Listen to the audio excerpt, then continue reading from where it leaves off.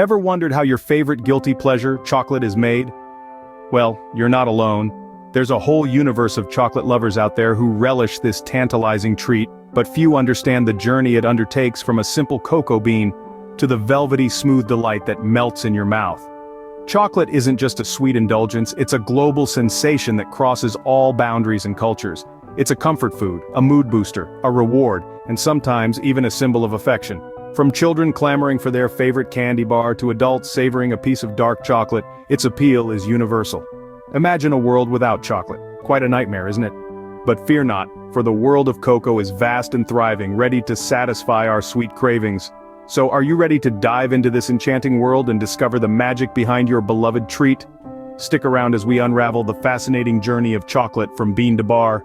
It all starts in the lush tropical regions near the equator where cocoa trees thrive. These cocoa trees, let me tell you, they're the divas of the plant world. They demand just the right conditions to grow and flourish. Not too hot, not too cold, just right. They need a constant temperature of about 20 to 30 degrees Celsius, with a lot of rainfall throughout the year. And, oh, they don't like wind. It messes with their hair, so they prefer to be surrounded by taller trees for protection. They're so particular, they only grow within 20 degrees of the equator. Talk about having a preferred spotlight.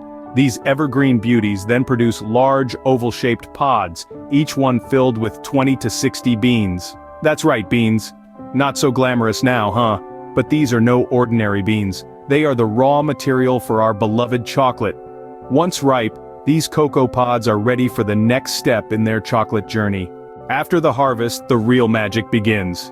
And by magic we mean the transformation of the humble cocoa bean into something that we all adore, chocolate. Let's dive right in. The first step in this magical journey involves cracking open the cocoa pods to extract the precious beans nestled inside. These beans, though, are not yet the chocolatey delight we crave. They're surrounded by a sweet pulp, which, believe it or not, adds a unique flavor to the beans during the fermentation process. Now, on to fermentation. This isn't just some hocus pocus, it's a crucial step that kickstarts the development of the chocolate flavor we all know and love. The beans are piled into heaps, covered with banana leaves and left alone for about 5 to 7 days. As the beans ferment, they heat up, and the sugars in the pulp turn into acids, which then soak into the beans and transform their bitter flavor into something more complex and less astringent. Once fermentation is complete, the beans are spread out to dry under the sun. Drying is another crucial step in our chocolate-making journey. It allows the beans to develop their full flavor potential, while also preventing mold growth. And then, the moment of truth. The beans are roasted. This is where the magic really happens. The heat from the roasting process brings out the rich, chocolatey flavors hidden within the beans. It's like a symphony of flavors being conducted by heat and time. After roasting, the beans are cracked open and their outer shells are removed, leaving us with what we call cocoa nibs. These tiny crunchy bits are packed with intense chocolate flavor. So, there you have it. From being encased in a pod on a tree to becoming flavorful nibs, the cocoa bean goes through a remarkable transformation. Each step in the process plays a crucial role in developing the complex flavors we associate with chocolate. Dried, roasted, and crushed, our cocoa beans have now become cocoa nibs, the heart of any chocolate bar. And that, my friends, is where the real fun begins. Now it's time for our cocoa nibs to dance their way into becoming smooth, silky chocolate. Imagine the Conching machine as the hottest nightclub in town. The cocoa nibs, our partygoers, are ready to grind their way to stardom. This grinding process is more than just a dance-off.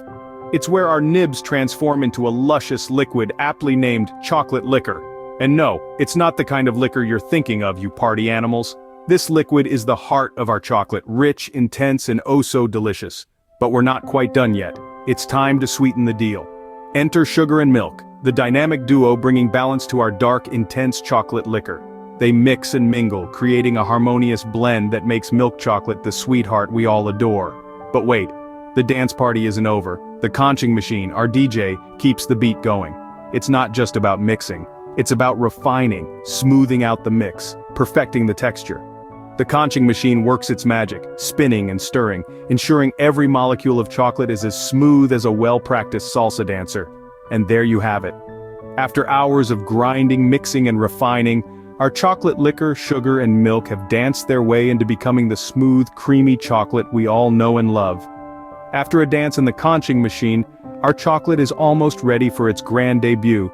Finally, it's time for the tempering process, the chocolate's ultimate glow-up.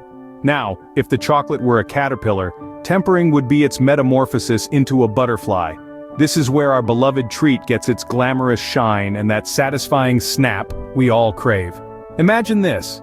The chocolate, still warm and malleable from the conching stage, is gently heated until it reaches a precise temperature. Picture the chocolate, a river of velvet flowing under the heat, its molecules dancing around in a heated frenzy. Now the chocolate is cooled down, but not too fast. Oh no, it's like giving it a spa day, a slow, relaxing cool down. As it cools, the molecules of cocoa butter start to crystallize, giving the chocolate its structure. It's this process that gives our chocolate that mirror-like shine and makes it melt so seductively on your tongue. Finally, the tempered chocolate is poured into molds. It could be a simple bar, a fancy praline, or even a whimsical chocolate bunny. The possibilities are endless. The molds are then given a good shake to ensure the chocolate fills every corner and to eliminate any pesky air bubbles. And then, the chocolate rests, solidifying into the final product, ready to bring joy to chocolate lovers everywhere. And voila! From tropical tree to tasty treat, that's the magical journey of chocolate.